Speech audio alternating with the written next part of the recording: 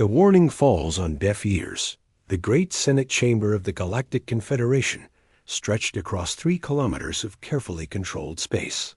Floating platforms held representatives from thousands of worlds, each environment precisely calibrated for different atmospheric needs.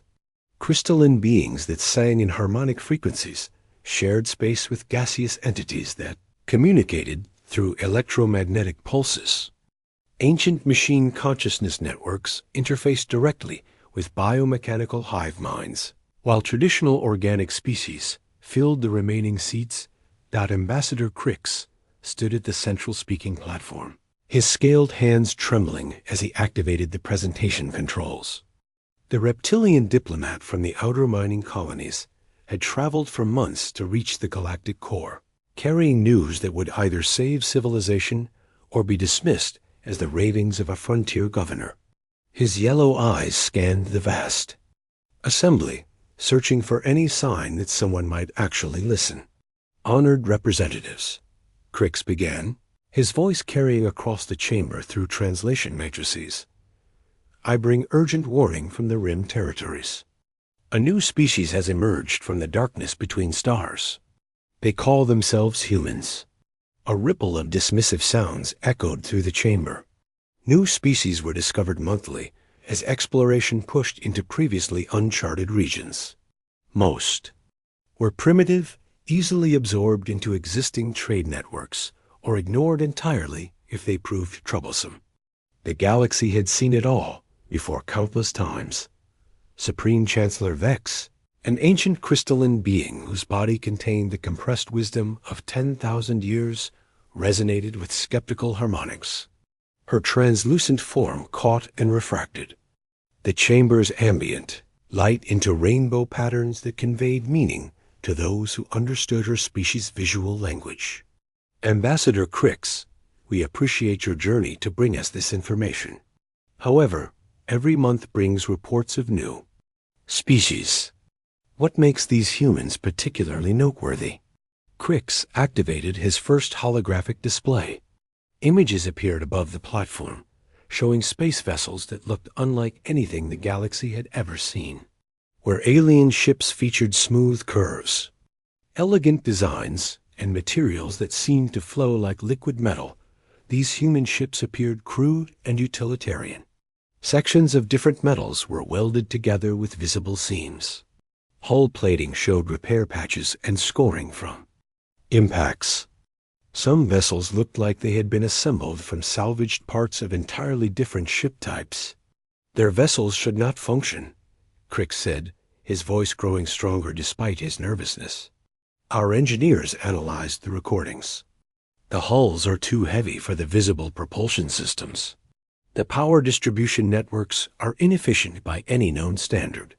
The weapons appear to be simple projectile systems that should be completely obsolete."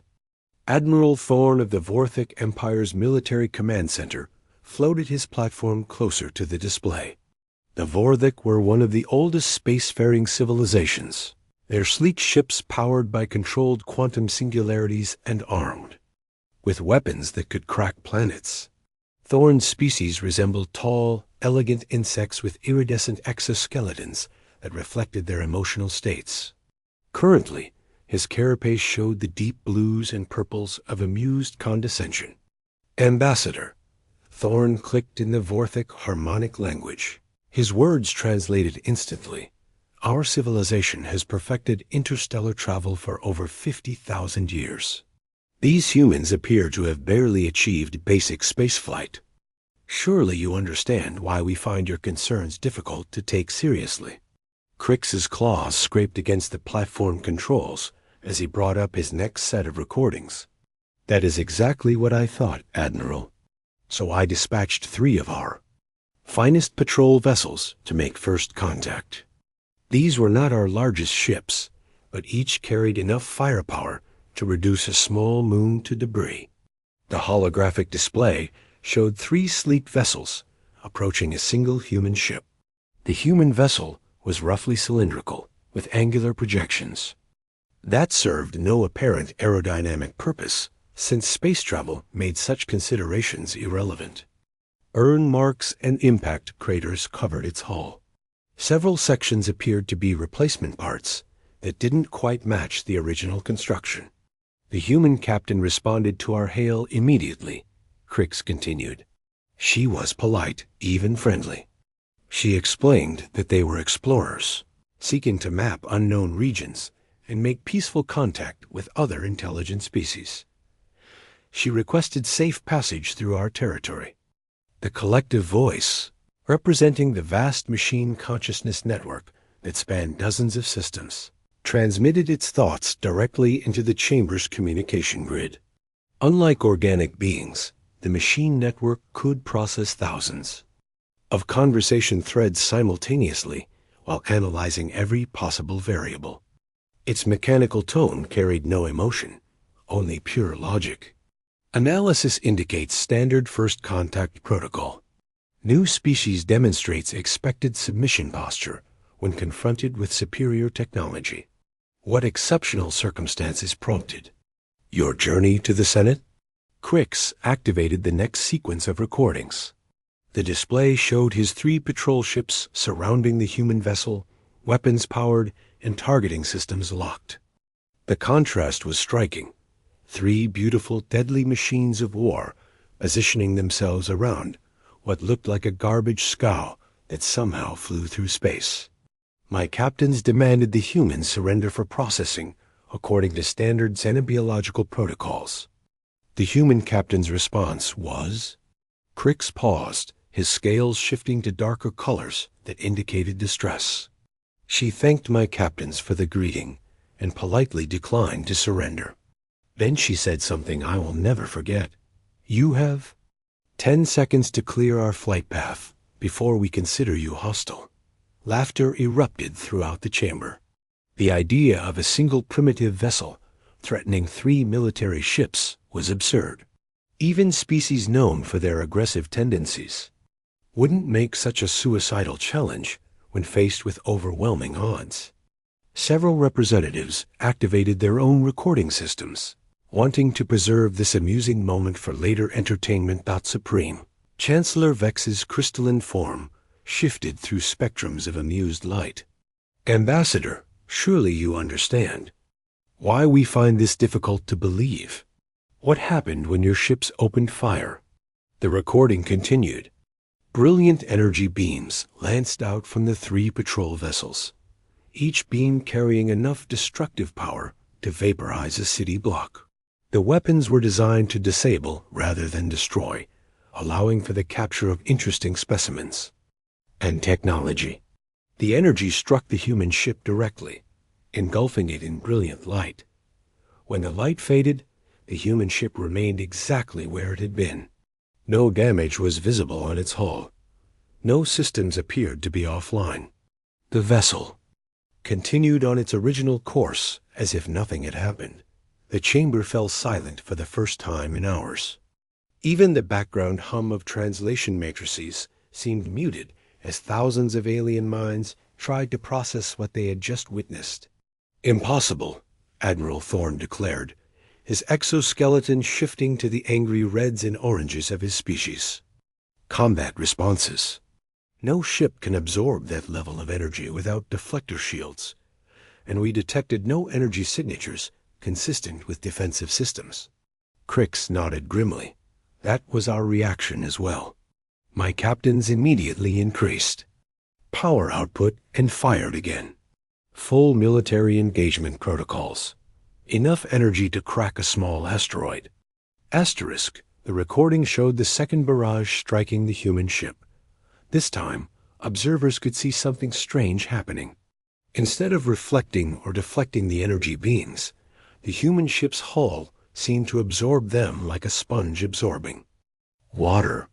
Strange patterns appeared across the vessel's surface, as if the metal itself was channeling and distributing the incoming energy.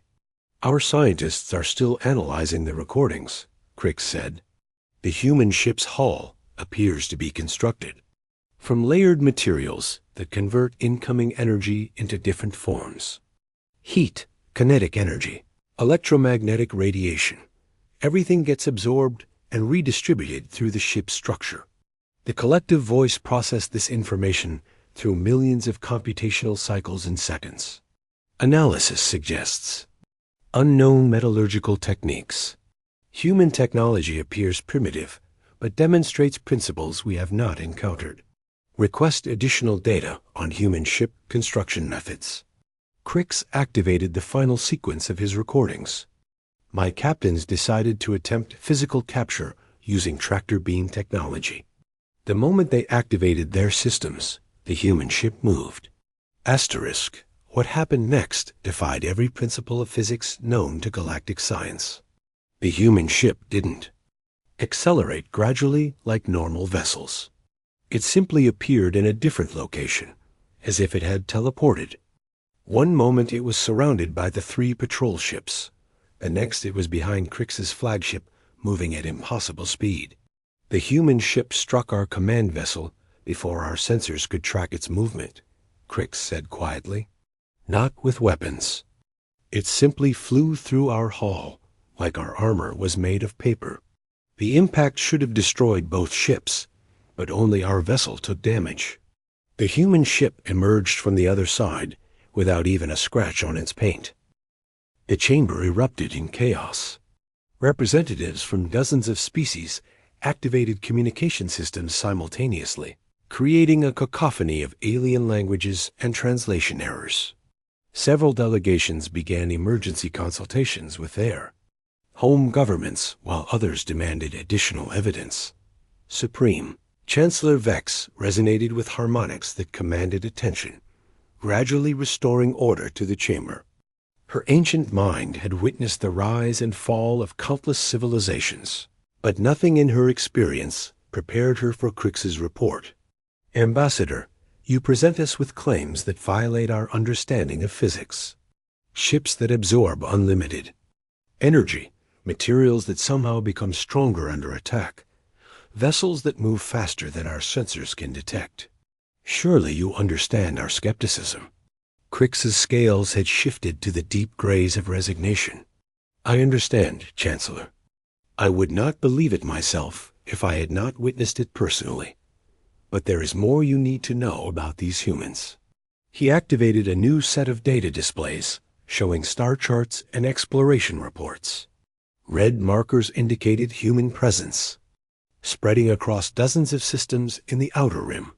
The pattern of expansion was unlike anything in galactic history. Our trade networks have encountered human ships in 17 different sectors over the past 6 months. They are not expanding slowly like normal civilizations. They are spreading rapidly, establishing temporary outposts and research stations before moving on to new regions. Our xenobiologists estimate they have explored more territory in half a year than most species survey in a century. Admiral Thorne studied the expansion patterns with growing concern. The Vorthic Empire had built their power through careful military expansion over millennia. These humans were moving too fast, covering too much ground. If they truly possessed the technology Crix described, they could pose a significant threat to established galactic order. What do we know about their home system? Thorne asked. Surely they cannot have many ships if they have only recently achieved space travel. Crix's expression grew even more grim. According to our intelligence networks, the humans achieved faster-than-light travel less than 75 years ago. In that time, they have constructed over 200,000 vessels of various sizes. Their industrial capacity appears to exceed our most optimistic projections for any species at their technological level. The collective voice immediately began calculating the implications. 200,000 ships in 75 years suggested construction capabilities that surpassed even the most advanced industrial civilizations. Most species required decades to build a single interstellar vessel using traditional methods. Analysis indicates impossible industrial capacity, the mechanical voice announced. Request clarification on human construction methods and resource acquisition. Crix shared his final piece of intelligence. Our merchants who have traded with human outposts report something extraordinary. These humans do not build their ships. in traditional manufacturing facilities. They construct them in space using mobile factories that can process raw materials from asteroids and gas giants. They treat ship construction like we treat small tool manufacturing: quick, efficient, and easily replaceable. The chamber fell silent again as representatives processed this information. Most civilizations built ships like works of art, carefully crafted over years by master engineers. The idea of treating interstellar vessels as disposable items challenged everything they understood about space travel. Supreme Chancellor Vex's crystalline form shifted through deep, thoughtful spectrums. Ambassador Crix, what action do you recommend? Crix straightened his shoulders and spoke with the conviction of someone who had seen the future. We must establish immediate quarantine protocols around human space. We must study their technology carefully before allowing further expansion. Most importantly, we must approach them as equals rather than primitives. These humans are not like any species we have encountered before. Admiral Thorne's exoskeleton flashed with aggressive colors. Absolutely not. The Vorthic Empire has maintained galactic peace for 20,000 years. We will not cower before some upstart species with unusual technology. If these humans prove troublesome, they will learn to respect established authority. The debate that followed lasted for hours. Representatives argued about threat assessments, territorial sovereignty, and the proper response to technological anomalies.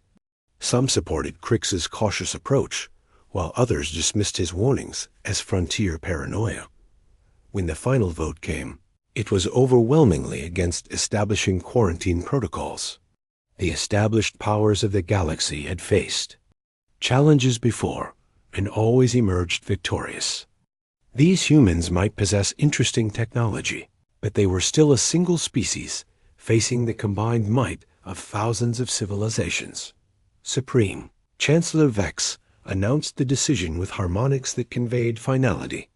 The Senate has decided to treat the humans according to standard first contact protocols.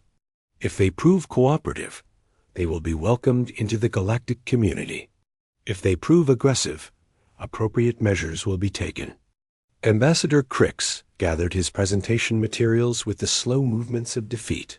He had traveled across the galaxy to warn them, and they had chosen not to listen. As he prepared to leave the platform, he turned back to address the chamber. One final time. Representatives of the galaxy, he said, his voice carrying clearly in the vast space.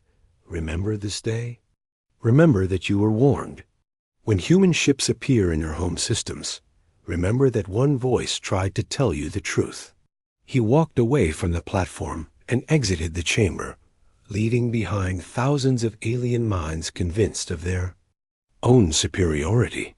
Behind him, the Senate returned to routine business, trade disputes, territorial negotiations, and the mundane details of managing a galactic civilization.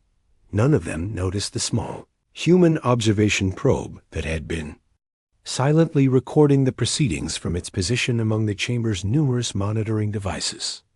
The probe had been there for weeks, its simple design and crude appearance allowing it to blend in with the Senate's own equipment. As Ambassador Crix departed, the probe completed its data transmission and quietly self-destructed, leaving no trace that humanity had been listening to every word of the debate about their fate. Asterisk. When laughter turns to fear, 6 months after the Senate's dismissal of Ambassador Crix's warning, the galaxy learned that some threats cannot be contained by ignorance or wishful thinking. The first sign came not from the outer rim, where humans had initially been encountered, but from the core systems where such primitive concerns were thought impossible. Admiral Thorne stood on the command bridge of the Vorthic flagship Eternal Dominion, watching his tactical displays with growing unease.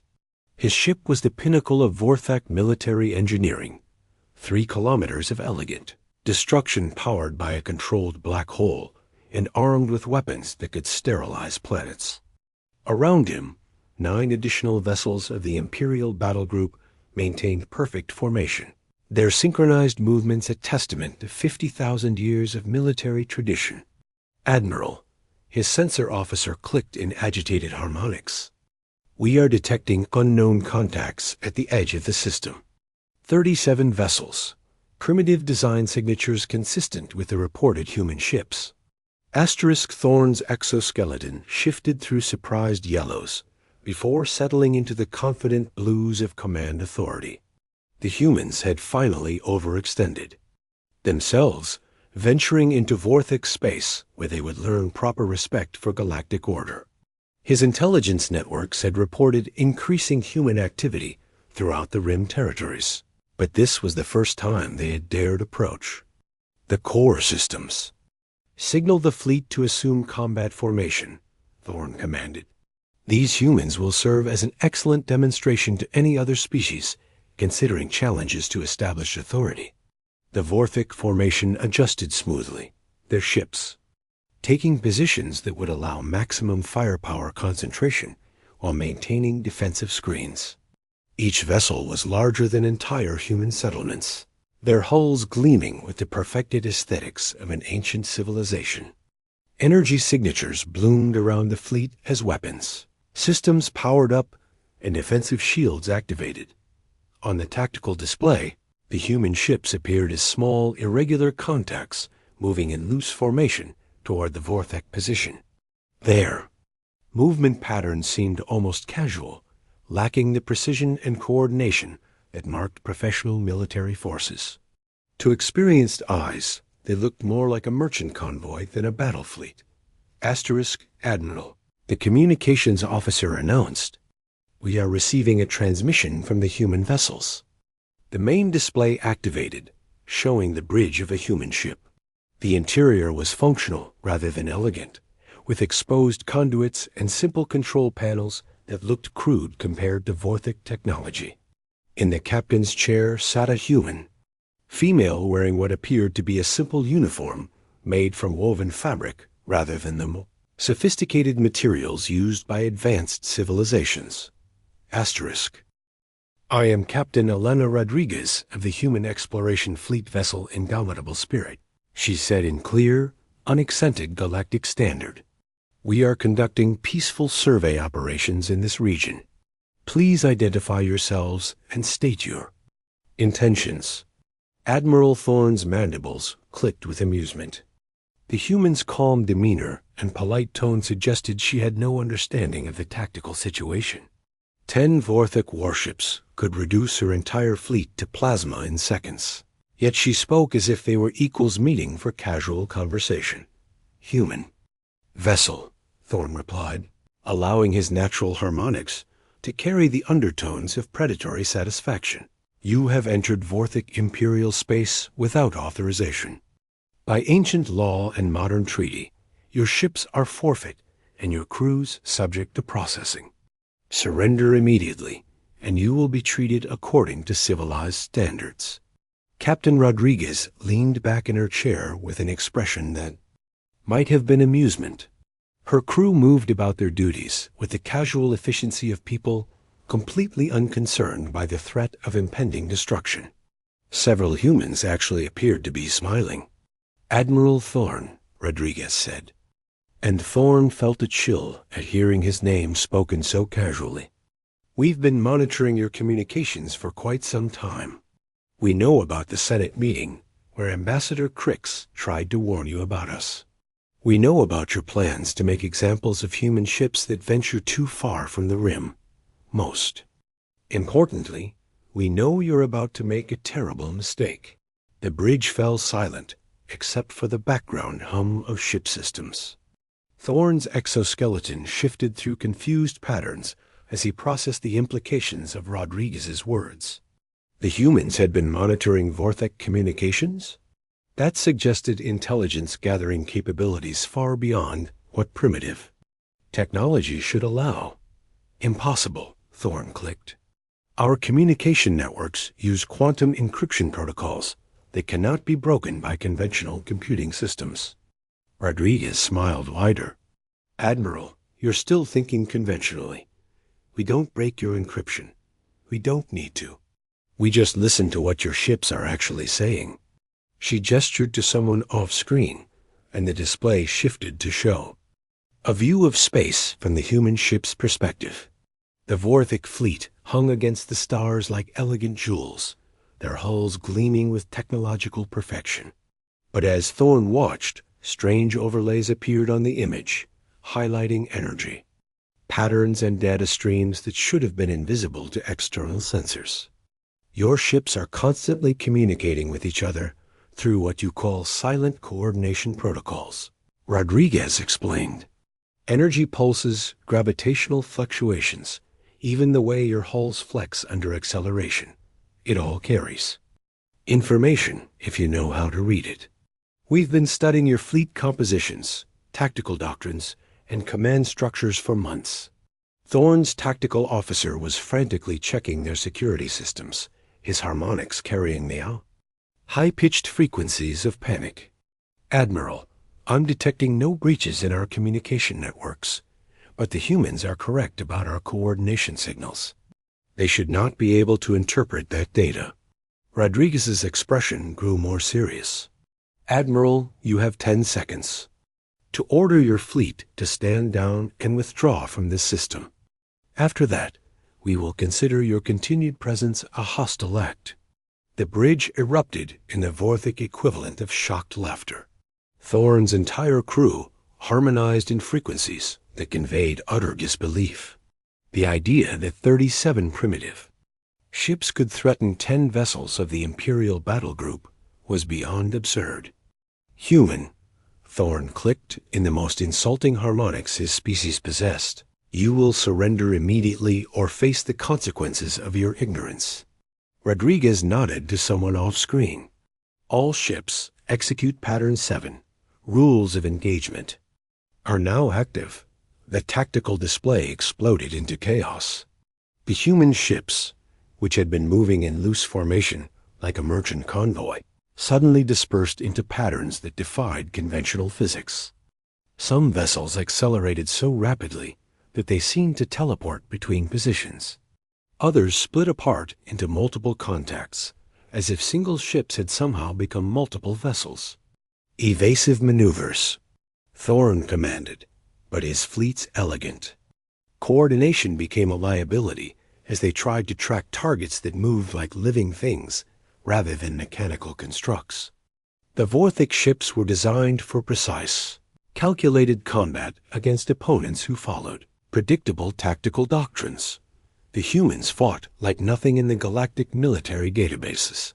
Indomitable, Spirit appeared directly ahead of the Eternal. Dominion, moving so close that collision seemed inevitable. Thorn's weapons officer automatically fired point defense systems, sending streams of charged particles that should have vaporized any ship foolish enough to approach a Vorthic vessel. At close range, the energy beams struck the human ship and simply disappeared. No reflection, no deflection, no energy signature that indicated defensive shields. The weapon's fire vanished as if it had never existed, absorbed by hull materials that violated every principle of known physics. Full barrage. Thorn ordered. All ships concentrate fire on the lead human vessel. The combined firepower of 10 Vorthic warships lanced out toward Indomitable Spirit. Energy beams that could crack moons, particle streams that could boil oceans, exotic radiation that could disrupt matter at the molecular level. All of it struck the single human ship simultaneously. The light was so brilliant that the bridge displays automatically dimmed to prevent optical damage. When the glare faded, Rodriguez's ship remained exactly where it had been, showing no signs of damage or distress. Worse, something was happening to its hull surface. Strange patterns were spreading across the metal, as if the absorbed energy was being converted into something else entirely. Admiral, the sensor officer's harmonics, carried frequencies of terror that Thorn had never heard before. The human ship is using our weapons fire to charge its own systems. Energy levels are increasing beyond our ability to measure. Rodriguez's voice came through the communication channel with the same calm professionalism as before. "That was your free demonstration, Admiral. Now you get to see what we do when we shoot back." The space around the Vorthic fleet suddenly filled with small objects moving at significant fractions of light speed. They were too small and too fast for the fleet's sensors to track effectively, but their impact signatures were unmistakable. Simple metal projectiles, accelerated to velocities that turned them into relativistic weapons. The Eternal Dominion shuddered as dozens of projectiles struck its hull. Each impact was tiny compared to the ship's overall mass, but the projectiles punched through armor plating that should have been invulnerable to kinetic weapons. They created precise holes that penetrated deep into the ship's structure, severing power conduits and destabilizing critical systems without causing catastrophic explosions. "Damage report," Thorne demanded, his exoskeleton cycling through panic colors so rapidly that individual hues blurred together. "Hull breaches on 37 decks, Admiral. The projectiles are somehow passing through our armor, as if it were not there. They're not random hits. They're targeting specific systems. Engines, weapons, life support, communications, everything that could disable us without killing the crew." Thorne stared at the tactical display as his magnificent fleet was systematically dismantled by weapons that shouldn't have been able to scratch their paint. The humans weren't trying to destroy the Vorthic ships. They were capturing them. Each projectile strike was precisely calculated to disable specific systems while leaving the crew alive and unharmed. "Admiral," Rodriguez's voice interrupted his shocked analysis, "your ships are no longer combat effective. Please order your crews to abandon ship so we can begin salvage operations." Salvage operations? Thorne clicked in frequencies that mixed outrage with growing fear. The display showed Rodriguez consulting what appeared to be a simple paper notebook, an anachronistic touch that somehow made the situation even more surreal. "According to our intelligence on Vorthic military protocols, disabled ships become prizes of war that can be claimed by the victorious force. We're particularly interested in your gravitational manipulation systems. Our engineers have some ideas for improvements." Around the Eternal Dominion, the rest of the Imperial battle group was suffering similar fates. Each ship was being systematically disabled by weapons that ignored their defenses and targeted their most critical systems. The humans were dismantling vessels that represented millennia of technological development with the casual efficiency of mechanics working on broken equipment. "This is impossible," Thorne whispered, his harmonics so distorted by shock that the translator system struggled to process them. "Our ships are the most advanced in the galaxy. Our weapons can destroy planets. Our defenses have never been breached." Rodriguez's expression showed something that might have been sympathy. "Admiral, you're making the same mistake everyone makes when they first encounter human engineering. You assume that more advanced means better. You build ships like works of art, perfect and beautiful and completely predictable." She gestured around her crude-looking bridge. "We build ships like tools, ugly, functional, and designed to do jobs that pretty things can't handle. Your weapons are magnificently efficient at destroying targets that fight the way you expect them to fight. Our ships don't fight the way you expect." The tactical display showed human vessels swarming around the disabled Vorthic fleet like insects. Around fallen giants, strange mechanical arms extended from their hulls, beginning the process of cutting through armor plating and extracting valuable components. The humans worked with the systematic efficiency of people who had performed similar operations many times before. "Admiral," his communications officer announced, "we are receiving surrender requests from all remaining ships in the fleet. Hull integrity is failing on multiple vessels. We must evacuate before life support systems collapse." Thorne looked around his bridge, seeing his crew's exoskeletons displaying the deep purples and blacks of defeat and despair. The Eternal Dominion had been his pride, the culmination of Vorthic military engineering. Now it was being dissected by humans who treated their greatest achievement like scrap metal to be recycled. "Open a channel to the human captain," he said. Quietly, Rodriguez's image appeared again, her expression serious but not unkind. "Admiral, your evacuation pods will be picked up by our rescue vessels. Your crews will be treated well and returned to Vorthic space once our salvage operations are complete." "Why?" Thorn asked, his harmonics carrying genuine confusion. "Why not destroy us? Why not kill us and take our territory? That is what any species would do after such a victory." Rodriguez was quiet for a moment before answering. "Admiral, we didn't come here to conquer anyone. We came here to explore, to learn, and to find our place among the stars.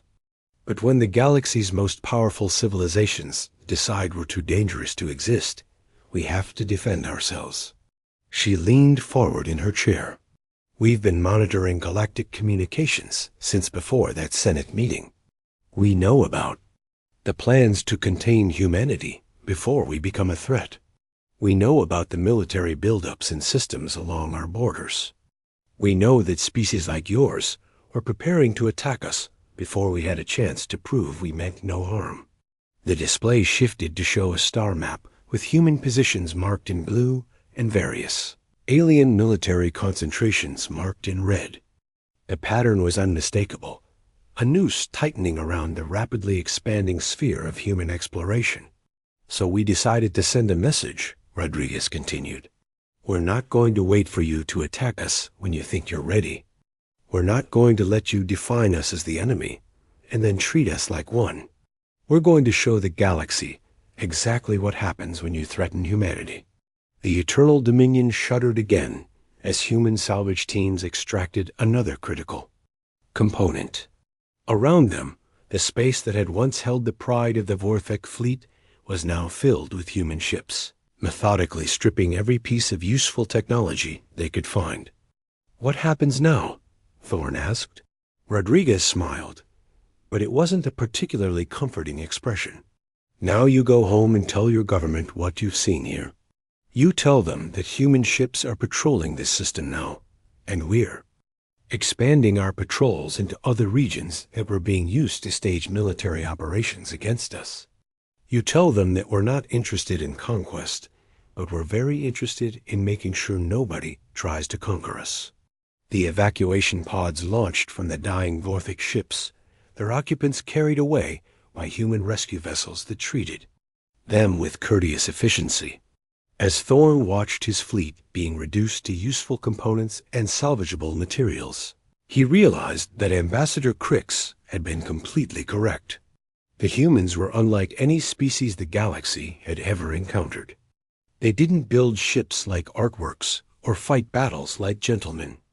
They built tools for jobs that needed doing and fought wars to win them as quickly and efficiently as possible. Most terrifying of all, they had been preparing for this confrontation since before the galaxy knew they existed. While alien governments debated and planned and positioned themselves for advantages, the humans had been listening, learning, and building the means to defend themselves against threats that hadn't even materialized yet. 6 hours later, Admiral Thorn found himself aboard a human transport ship heading back toward Vorthic space. Through the viewports, he could see human vessels patrolling the system his fleet had intended to secure. Ships that looked like assembled junk but moved like living things, crewed by beings who treated impossible technology as everyday tools. The galaxy had spent 6 months laughing at warnings about primitive humans with crude ships. Now those crude ships were patrolling alien skies, and the laughter had stopped. As his transport approached the edge of human-controlled space, Thorn composed his report to the Vorthic High Command. It would be the first of many such reports, as word spread throughout the galaxy that the age of unchallenged alien supremacy had ended. Humanity had announced its presence among the stars, and the galaxy would never be the same again. The humans had kept their word, They weren't interested in conquest, but they had also made it clear that they would defend themselves against any threat, no matter how powerful or ancient that threat might be. And somewhere in the darkness between stars, more human ships continued their expansion into regions that had never seen their crude, functional, devastatingly effective vessels before.